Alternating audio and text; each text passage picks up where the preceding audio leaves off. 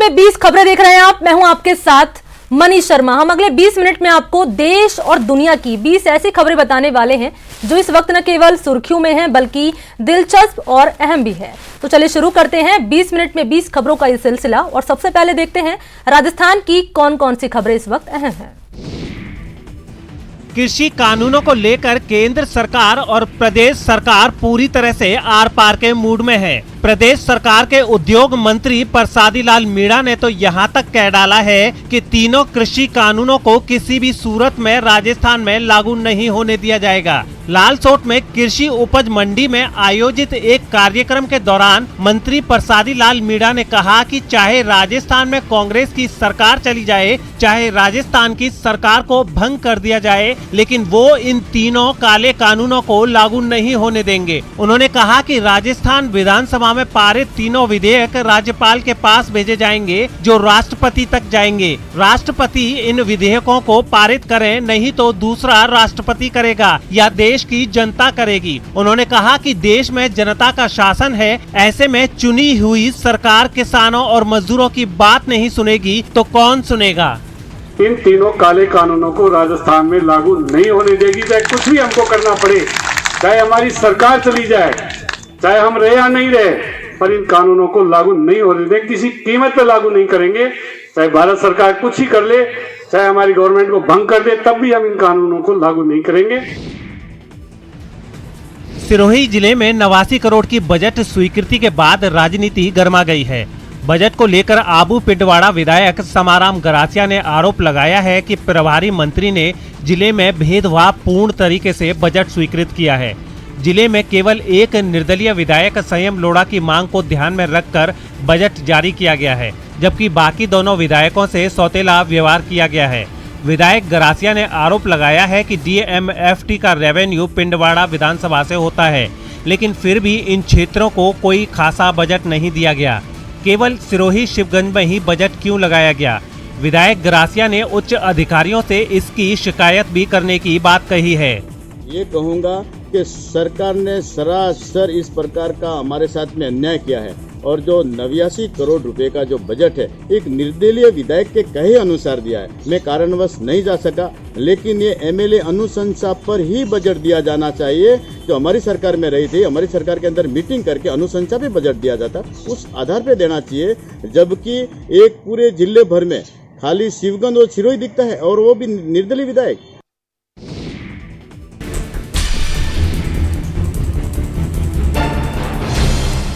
साल 2020 में निकाय चुनाव में बेहतर प्रदर्शन नहीं कर सकी बीजेपी, अब मिशन 2021 में जुटी है। बीजेपी प्रदेश में बाकी बचे 20 जिलों के 90 निकाय चुनावों की घोषणा से पहले बेहतर प्रदर्शन की तैयारियां शुरू कर दी हैं, ताकि पिछले चुनाव की कमियों को दूर किया जा सके। इस कड़ी में झुंझुनू के 9 निकायों में हर वार्ड में पार्टी पदाधिकारियों का कार्यकर्ताओं के साथ बैठक का सिलसिला शुरू हो गया है, जिसमें चुड़ावा के 40 में से 20 वार्ड में बूथ अध्यक्ष से लेकर सभी पदाधिकारियों की बैठकें हो चुकी है। साथ ही संभावित प्रत्याशियों की लिस्ट भी तैयार की जा रही है। अभी जो मीटिंगें चल रही है वो आगामी चुनावों को लेकर हो रही है। नगर पालिका चुनाव पे काबिज होना चाहती है भाजपा। हम हर 10-10 वार्डों की और सामूहिक एक बैठक ली जा रही है, जिसमें कार्यकर्ताओं की भावना सुझाव लिए जा रहे हैं और आगामी चुनावों में हम विजयश्री हासिल करने के लिए ये सारा प्रयास हो रहा है। गहलोत सरकार मंत्रियों विधायकों की शिकायत पर नए सिरे से अफसरों के कामकाज का आकलन कर रही है। इसी के तहत मुख्यमंत्री कार्यालय कलेक्टरों की कार्यप्रणाली का फीडबैक ले रहा है। पंचायत चुनाव में हार वाले जिलों के मंत्री और विधायकों ने हार के लिए कलेक्टरों को जिम्मेदार ठहराया है। मंत्रियों का कहना है कि कलेक्टर मनमानी करते हैं, जन प्रतिनिधियों की नहीं सुनते हैं। जबकि सिरोही विधायक संयम लोढ़ा ने तो प्रेस कॉन्फ्रेंस कर यहां तक कह दिया कि चुनाव में हार घमंडी अफसरशाही की वजह से मिली है। हाल ही में संपन्न हुए पंचायती राज चुनाव में कांग्रेस को 1 दर्जन से अधिक जिलों में हार का सामना करना पड़ा था, इसलिए इन जिलों में कांग्रेस का परंपरागत वोट बैंक खिसक गया है। सूत्रों के मुताबिक जिला परिषद और पंचायत चुनाव में कांग्रेस पार्टी का प्रदर्शन जिन जिलों में ठीक नहीं रहा, उन जिलों के कलेक्टरों पर गाज गिर सकती है। 1 दर्जन जिलों के कलेक्टर इधर से उधर हो सकते हैं और नए साल पर IAS, IPS अफसरों की पदोन्नति के आदेश दिए जा सकते हैं।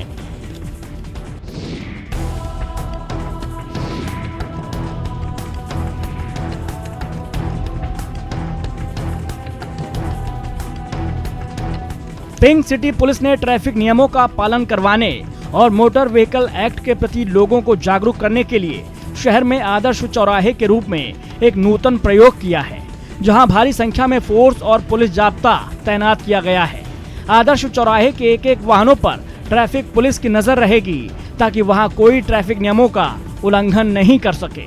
भिन्न भिन्न तरह के प्रयास हम लोग करते हैं। उसमें एक नया जो प्रयोग कर रहे हैं वो एक आदर्श चौराहे के तौर पे कर रहे हैं, जिसमें हमारे 12 TI पूरे जयपुर शहर के अंदर यातायात में है। प्रत्येक TI के क्षेत्र में एक पॉइंट को, चाहे चौराहा, तिराहा या इम्पोर्टेंट पॉइंट जो ट्रैफिक का है, उसको हमने एक आदर्श चौराहे के तौर पे नामांकित किया है।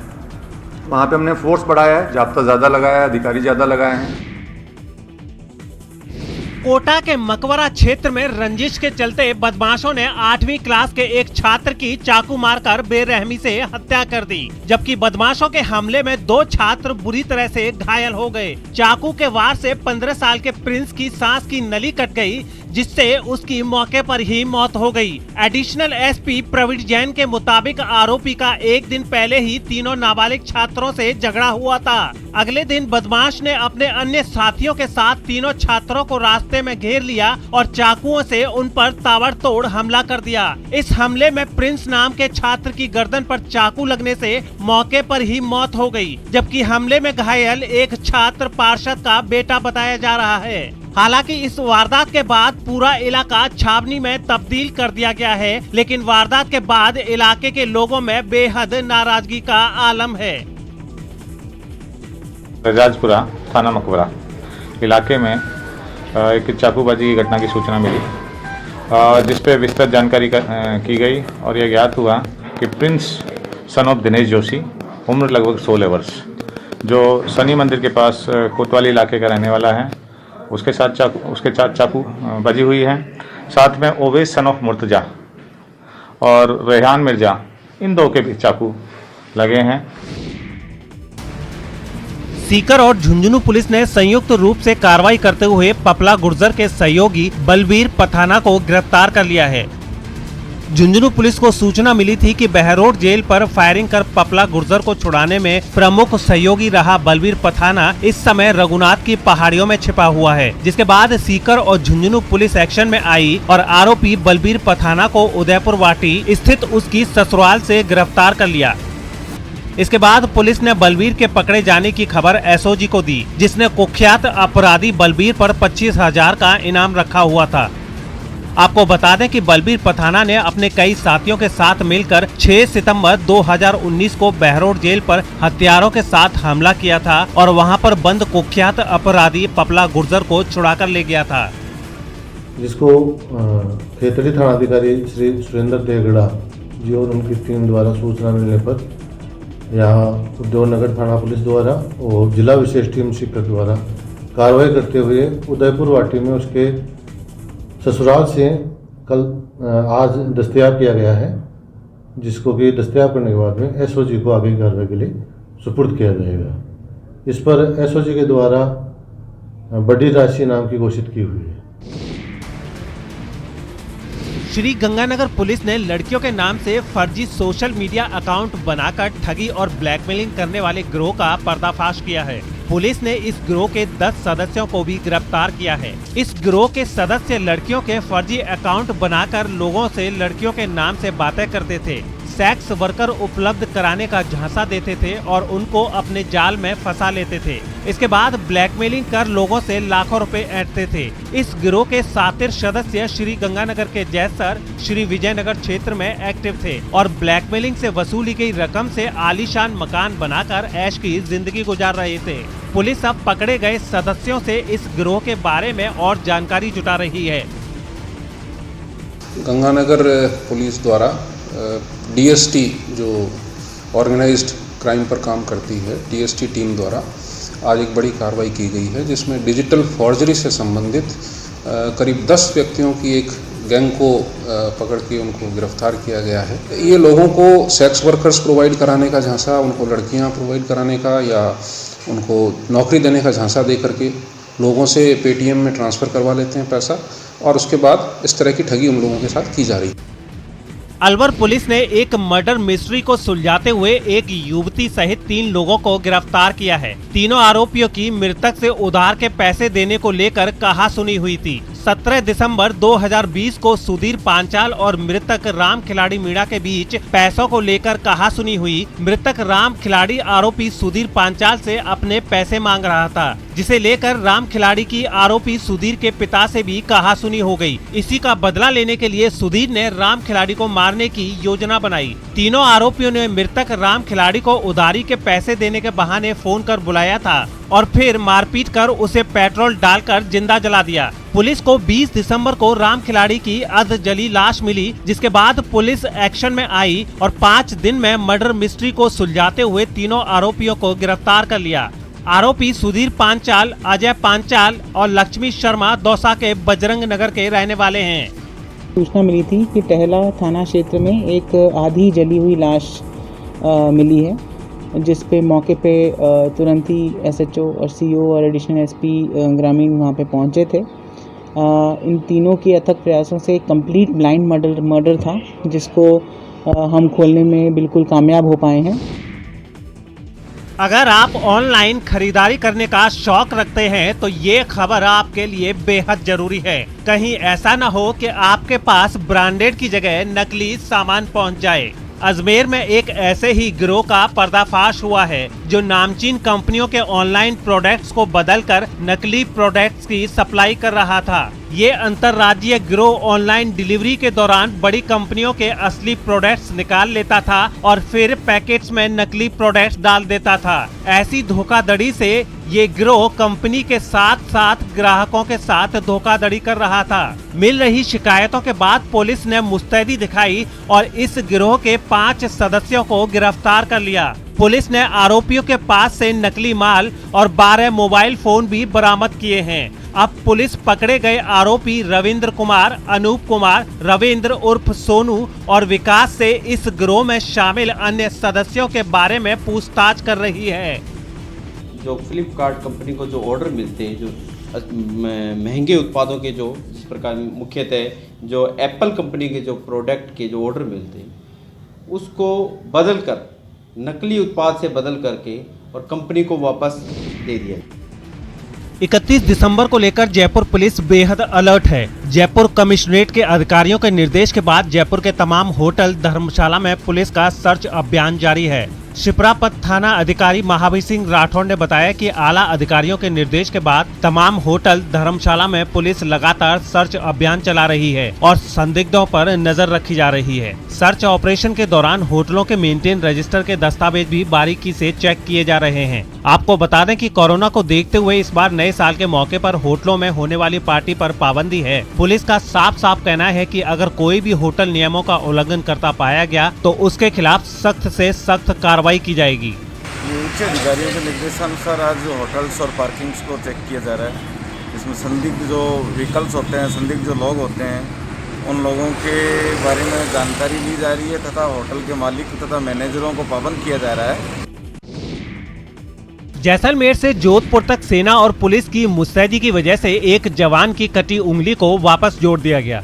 भारतीय सेना के एक जवान की जैसलमेर के फायरिंग रेंज में अभ्यास के दौरान उंगली कट गई थी। जवान की कटी हुई उंगली को जोड़ने में देरी से उंगली खराब होने का अंदेशा था, लिहाजा सेना के अधिकारियों ने बिना कोई समय गंवाए हेलीकॉप्टर से जवान को जोधपुर तक एयरलिफ्ट करवा दिया। इसके बाद एयरपोर्ट से एम्स की 9 किलोमीटर दूरी तय करने के लिए सेना के आग्रह पर जोधपुर पुलिस ने एयरपोर्ट से एम्स तक ग्रीन कॉरिडोर बनाया और जवान को समय रहते एम्स पहुँचा दिया, जहाँ डॉक्टरों ने बिना देर किए सर्जरी कर 16 जाट रेजिमेंट के जवान सज्जन सिंह परिहार की कटी उंगली को वापस जोड़ दिया। तो चलिए 20 मिनट में 20 खबरों में आपको दिखाते हैं अब दूसरे प्रदेश की खबरें।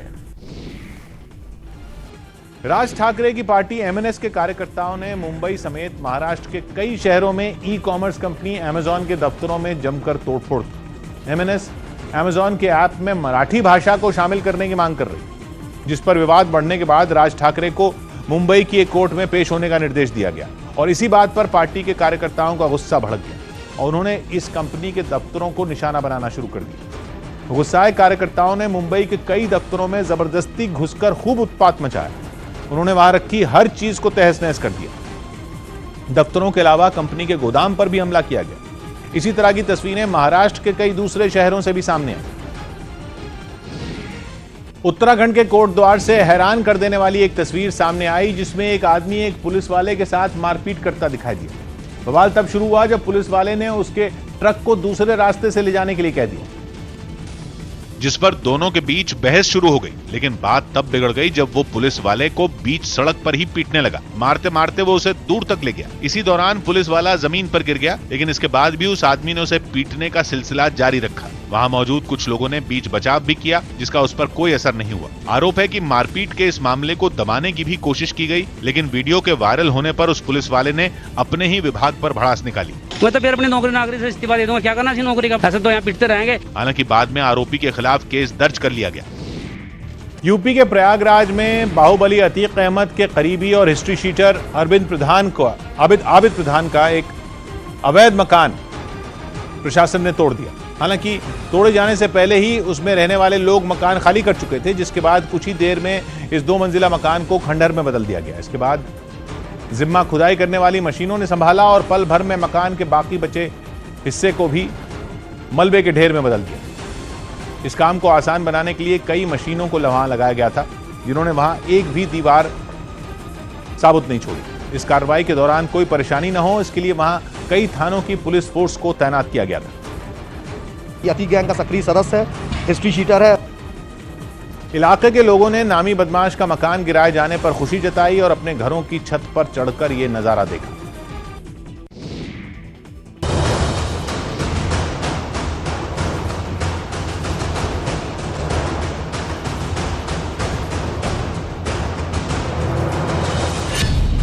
बर्फ से ढक चुके हैं पहाड़,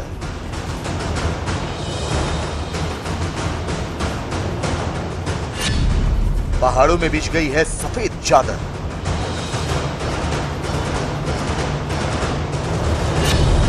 ठिठुर रहा है मैदान।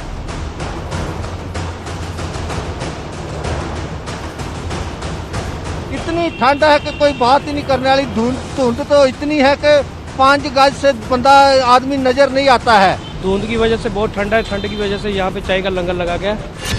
सिहर उठे हैं बेजुबान।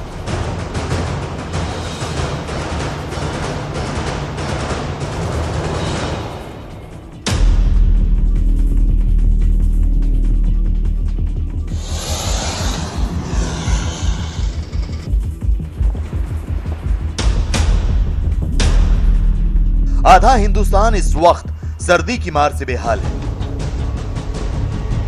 पहाड़ों पर तो बर्फ ने ऐसा डेरा जमा लिया है कि जहां तक निगाहें जाती हैं बर्फ की सफेद चादर ही नजर आती है। पहाड़ों में लगातार हो रही बर्फबारी की वजह से अब सड़कों पर ही नहीं बल्कि घरों और दीवारों तक को बर्फ ने अपनी आगोश में ले लिया है।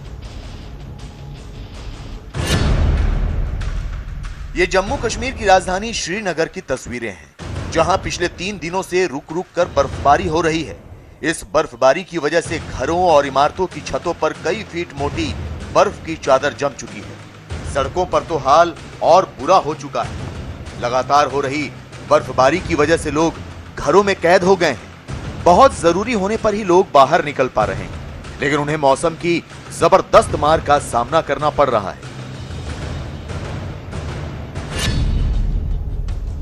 लगातार बर्फबारी की वजह से जम्मू श्रीनगर हाईवे पर जगह जगह रास्ते बंद हो गए हैं। प्रशासन इन जगहों से बर्फ हटाने के काम पर लगातार जुटा हुआ है।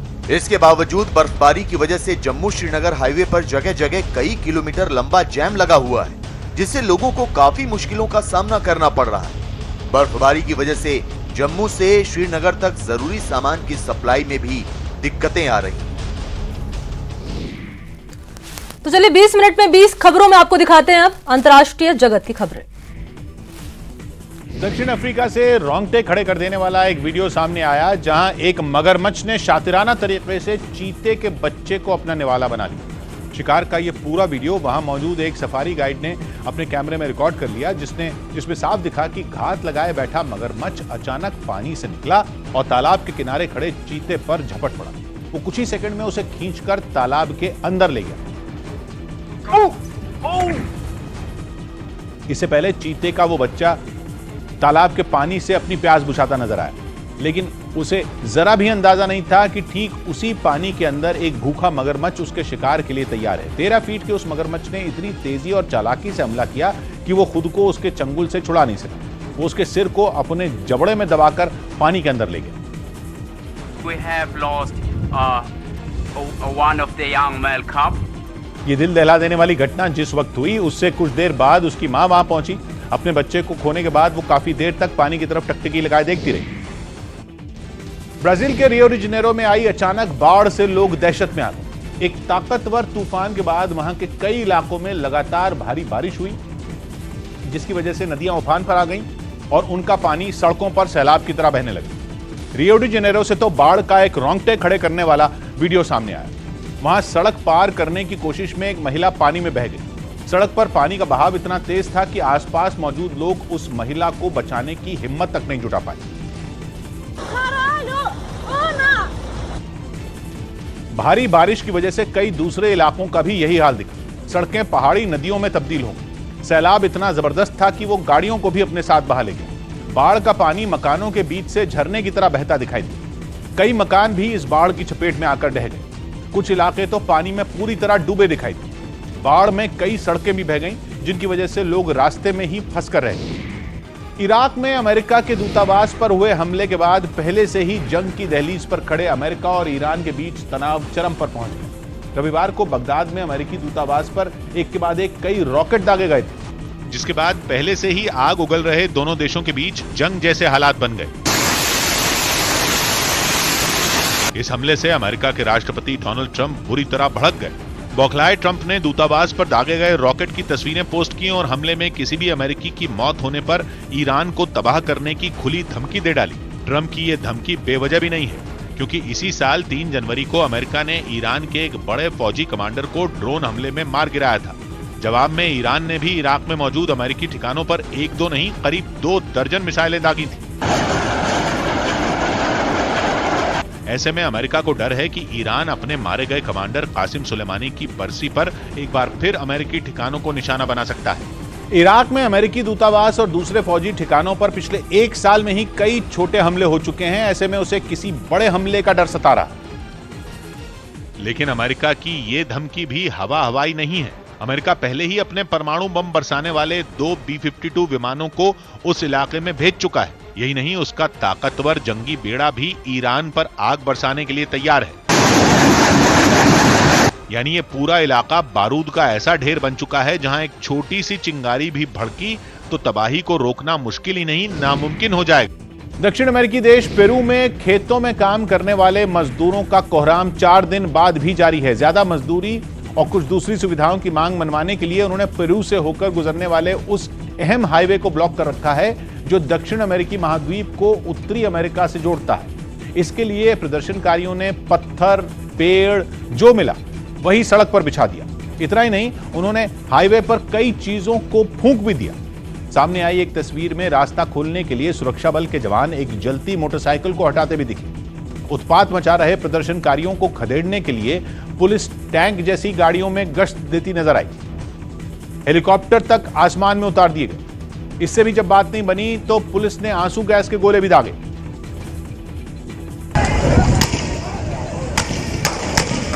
पुलिस की कार्रवाई में कुछ प्रदर्शनकारी घायल भी हुए। असल में ग्रामीण मजदूरों के हितों के लिए लाए गए एक बिल पर पिछले हफ्ते पेरू की संसद में बात नहीं बन पाई थी। इस पर मजदूर भड़क गए और फिर से प्रदर्शन करने पर उतारू हो गए।